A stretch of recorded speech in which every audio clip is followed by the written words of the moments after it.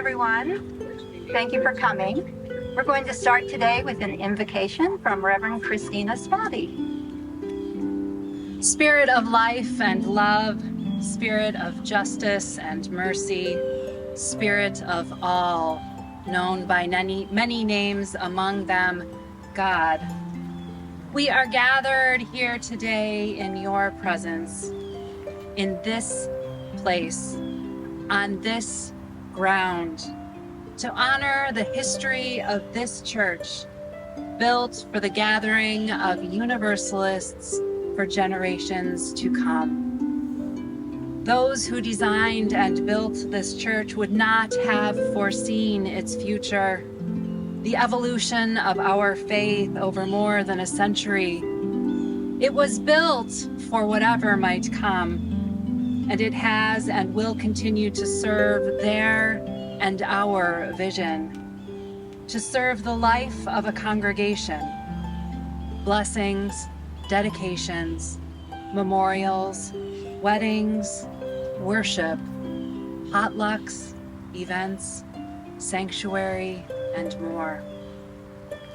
Our religious forebears, who I'm not sure would know what to make of who we've become as a people, I wonder what they would think if they were here to see this place now. What I know for certain is that, like many here today, I am struck every time by its beauty.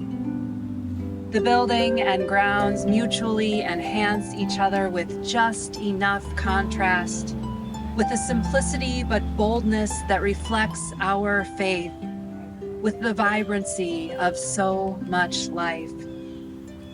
Today we give thanks for all of you here, all who have made this moment possible, all those who dreamed of this congregation and its church, as well as the future we hold space for becoming.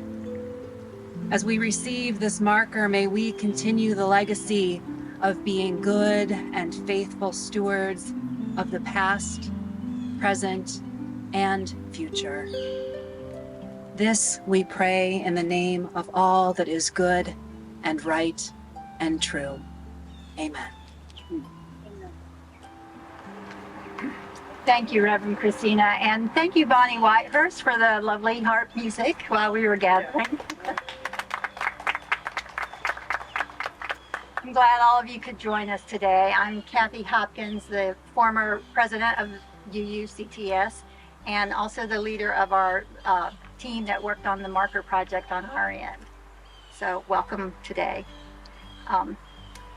Today we're going to celebrate this moment in history and appreciate the strong ties to our community that formed in the 1800s but continues today. We are very excited to be receiving this marker from the City of Tarpon Springs and the Tarpon Springs Area Historic Society. It's a joint effort between the two, and we are so excited.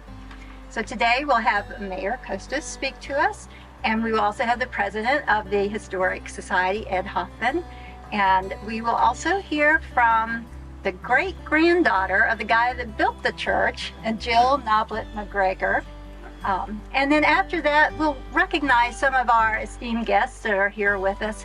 And then just before the dramatic unveiling, Lynn Whitelaw will say a few words to us, and then we'll call a few folks up and unveil the marker. So let's start with Mayor Costas. Well, thank you for having me. I never prepare talks or speeches at these. I just try and speak from just who I am and growing up here in Tarpon Springs. And you know, we talk about history, but 3 generations ago, you know, there wasn't a whole lot of history here, and so this is history now. And for Tarpon Springs, unlike many of the other areas that are much older, 300 or 400 years old, you know, we need to still learn that history is not cheap. It takes money, and we need to keep up with it. And if we don't, we blink, something else happens, and we lose a little bit of that history. So I'm very proud of everything that's been done here. I watched it from the sinkholes I don't recall the fire, but I recall the although I'm beginning to think I'm getting to that age, I do recall the sinkholes, and that was a real problem. So I want to congratulate everybody here and thank you for your, I hate to say it, the investment, but certainly your compassion of keeping up with everything that you've got here.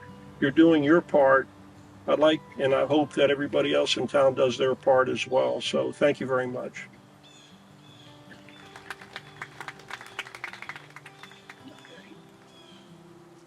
I want to say good morning, but I guess it's really good afternoon.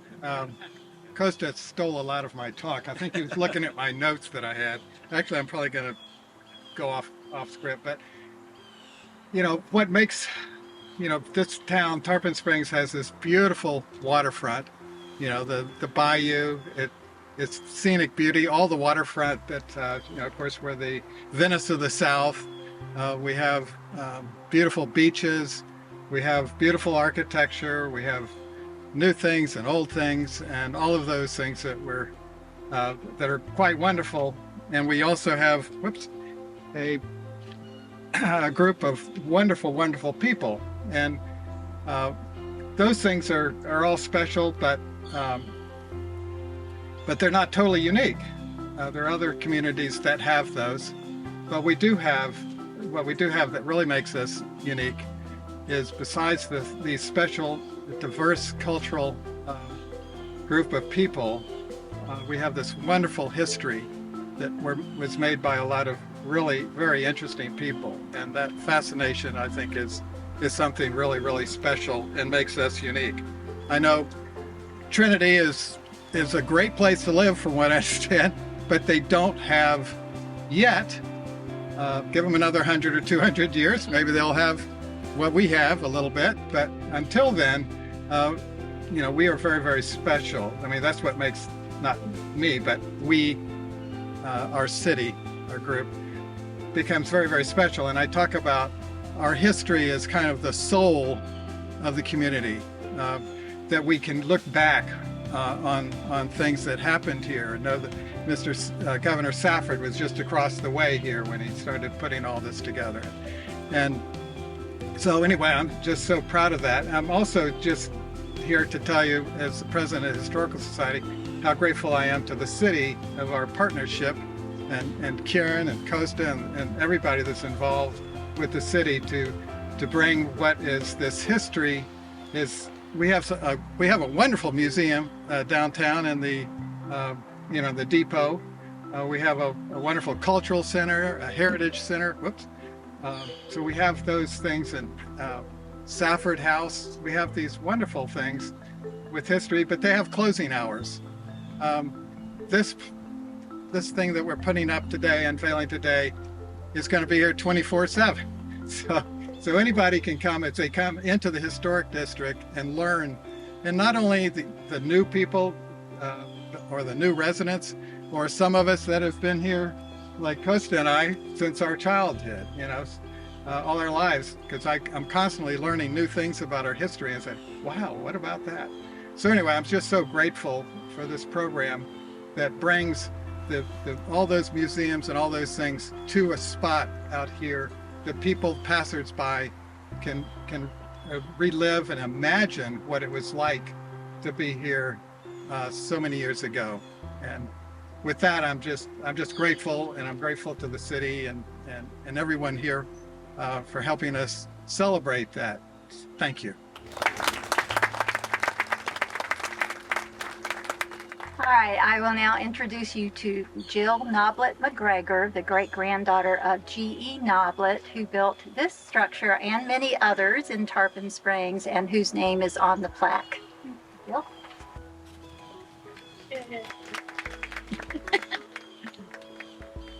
I am going to stay on script because this is someone else's story and not my own. So today is indeed an exciting day for the congregation of the Unitarian Universalist Church of Tarpon Springs, which was originally organized under the name of the Universalist Church of the Good Shepherd in 1885. Yet regardless of the name changes, relocation, and renovations that occurred over these some 125 plus years, The Universalist congregation has been part of this Bayou community since its beginning. Living among the town's earliest names and church organizers, like Webster, Safford, and Cheney, was a young church member by the name of Granville Edwin Noblet Sr., who came to be known by his initials, G.E. Originally from Pennsylvania, G.E. came to Tarpon in 1884 at the age of 22. He did that after visiting the town during a break in his building project over in Tampa at the Night and Wall hardware store. In short order, G.E. moved and settled in Tarpon, where he later married and raised his family, and that's how, 4 generations later, I was born the great-granddaughter of G.E. Then in 2006, along with my father, G.E. Noblet III, I decided to compile my great-grandfather's legacy. And in doing so, we made many interesting and time-forgotten discoveries during our research. It's because of one of those discoveries that I'm standing here before you today. Now back to 1884. And so it was that G.E., with his construction skills tucked in his back pocket, along with his love for this town and the outdoors, decided to join forces with Safford, Cheney, Webster, Diston, and Dimmons to invest his energy, insight, and abilities in the future of Tarpon Springs. The town continued to move forward with great success until a devastating fire broke out in the downtown sector in 1908. With the primary construction material of that time being wood, you can imagine the number of businesses and buildings that were burnt to the ground and destroyed. Included in the rubble of that fire was the then named Universalist Church of the Good Shepherd. During this time of devastation, another member of the Universalist Church congregation came on the scene. He was a good friend of G.E.'s, and his name was George Ennis Jr. George Jr. quickly became the overseer of the church's reconstruction project. While I can't vouch how far along his career as a famous painter was at the time, I can vouch that George was part of the new building committee. Among the notes and recollections of G.E.'s son, my great-grandfather, Granville Edwin Noblet Jr., was this written account. After the first Universalist church burned, Mr. George Ennis Jr. came to him, G.E., one day and said, "We need a church, and I want you to design and build us one." For George Jr., it was simple. G.E. was the man. Sometime prior to laying the foundation, this location was chosen, where the church now stands. Reading from G.E.'s 1953 obituary, which you happen to have on the table in there, my great-grandfather's recollections were confirmed as the article recorded some of G.E.'s legacy, and I quote, "He founded the G.E. Noblet hardware store. He was president of the Sponge Exchange Bank and was largely influential in organizing the first Board of Trade, of which he served as president. He was one of the originators of the plan to divide Hillsborough County to form Pinellas County, and a member of the group which carried out the plan for division. He was by faith a member of the Universalist Church of the Good Shepherd, which he built here." And the article continues, but that's where I'll stop. In closing, I want to thank you for the opportunity to participate in this historic landmark celebration and the additional opportunity to honor and remember the contribution made from not just one of Tarpon's founders, but a former member of your congregation, Granville Edwin Noblet Sr. May you long remember that one of your own built this house. Congratulations and on this special occasion.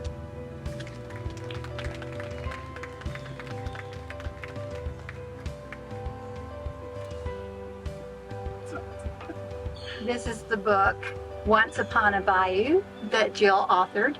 And you can meet her in the forum room afterwards, and she has complimentary copies and just even more information to share than what we just heard.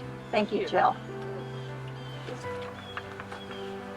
All right, so let's do some recognition here. First of all, I want to mention that we have some current day professional artists, actually several in our congregation, but in particular Karen Strobing and Bill Luxinger, who live right across the street, and they are with us today. I saw them earlier, and they have some paintings that we have in the forum room, as well as the George Ennis Jr. paintings and a lot of historic artifacts. So please have a tour of the sanctuary in the forum room afterwards. So with the city today, we have Karen Lemons, I believe. Karen? Hello.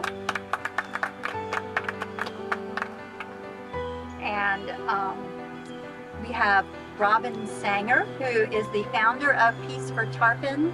Here you are, Robin. And we also have, representing the Chamber of Commerce, Jack Spurk. Hi, Jack. And Jack's partner, Renee Torres, is someone we know very well because Renee worked on the project to redesign this church after the sinkholes and was the project leader in the early years of the restoration process. So we're glad that you could be here with us, Renee.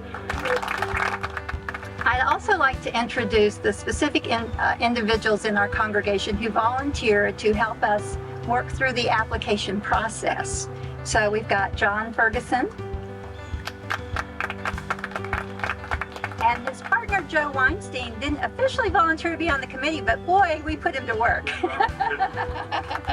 was voluntold, I think. And then Charlie and Jean Nelson, who helped with so many things. Where are you guys? And Barbara Kataka, who could not be with us today, but she did a lot of behind-the-scenes work on the history and connected us with Jill, so we very much appreciate Barbara. All right, well, I'm going to turn it over to Lynn Whitelaw now, who is the former director and curator for the Lipa Ratner Museum and has been our arts consultant and a longtime friend of this church. Thank you. In the 1870s, several groups of northern investors made the long, arduous journey travel to Cedar Key, and then took a steamer south along the Gulf Coast to the area around the Anclote River. They did this looking for investment opportunities they believed would follow with the eventual arrival of the railroad. From maritime activities to land development to extolling the benefits of the climate, they saw great potential for citrus, agriculture, tourism, winter residency, and establishing the area as a health resort. Their interest paid off in the 1880s. Hampton-Diston bought 4 million acres of land on the west coast of Florida, which were sold from the porch of the Safford House, which wasn't right there, but just over there at the time. The railroad would come. Hotels were built to accommodate winter visitors. The United States government erected a state-of-the-art lighthouse at the mouth of the Anclote River as an investment in the area's future. And wealthy northerners bought land around Spring Bayou to build impressive winter homes, establishing this area as a seasonal destination for the Gilded Age elite. The town of Tarpon Springs was established in 1887 with a purported population of 52 full-time residents. 2 years earlier, a group of 14 affiliates of the Universalist faith, that kind of represents a pretty good proportion of the town's population, met and formed the Church of the Good Shepherd. This was the second Universalist church established in Florida that would have its own building.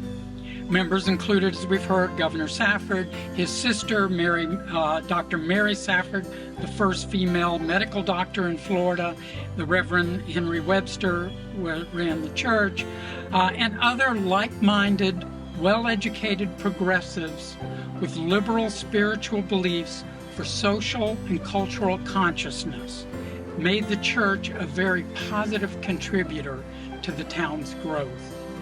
In the 1890s, for 4 winters, the most famous artist in America at the time, George Inness, came to Tarpon Springs for its climate and health benefits in the last years of his life. He created 22 paintings here and put the name Tarpon Springs on most of them. After his death in 1894, Inness's paintings with titles like Tarpon Springs, Early Morning, Tarpon Springs, Dusk, Tarpon Springs, Moonlight, and others were shown all over the United States and in Europe. And as America's most celebrated artist, that reference to Tarpon Springs did more to promote this city as a city of the arts than any chamber of commerce could ever do. In 1902, George Inness's son, George Inness Jr., also a painter, having the father's name wasn't a good thing to have as a painter, married into great wealth, another not so good for a struggling artist, but he was a prominent influencer of the late Gilded Age and came to Tarpon Springs along with his wife Julia to establish a winter residence. They bought the home of his father, had rented on West Orange Street, just 2 blocks from here, which they greatly expanded into Inness Manor, built a large art studio, and several cottages on the back property where Inness built a winter artist colony that was active up until his death in 1926. The strength of the arts legacy left in Tarpon Springs is a legacy unrivaled in Florida and perhaps even in the United States. The relationship of this church and the idea of Tarpon Springs as a city of the arts is strongly intertwined. If you stay today to view the pantheon of paintings George Inness Jr. purposely created for this church, and the other works in the collection, including 2 award-winning paintings done in France at the end of the 19th century and then were sent to Tarpon Springs, as well as his large Sunset on the Bayou painting, you will sense the remarkable gift of artistic philanthropy. Many of the works George Inness created for this church are now over 100 years old. This church has been an extraordinary steward for the cultural legacy for the caring, conserving, and providing public access to literally thousands of visitors over the years, despite the more recent challenges that the UUCTS has faced. In April 2019, George Inness Jr. was inducted into the Florida Artists Hall of Fame, located in the State Capitol Rotunda in Tallahassee, through a nomination written by this church. It should be noted that Tarpon Springs has more inductees into the Artists Hall of Fame than any city in Florida, with the exception of Miami. And that's pretty big thing to say for little Tarpon Springs. This further validates the historic importance of Tarpon Springs as a community of the arts. The dedication of this historical marker acknowledges the contributions of the Unitarian Universalist Church to that legacy and the importance it has played in the development of Tarpon Springs, wait for him to go by, for 138 years. This is a reputation we should all be exceedingly proud of for this recognition. Thank you.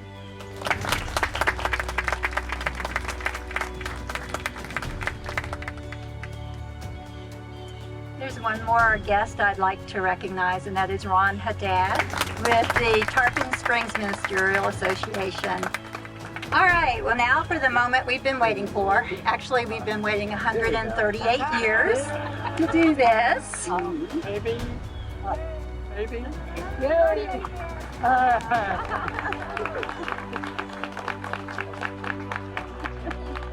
a lot of words, a lot of history on it.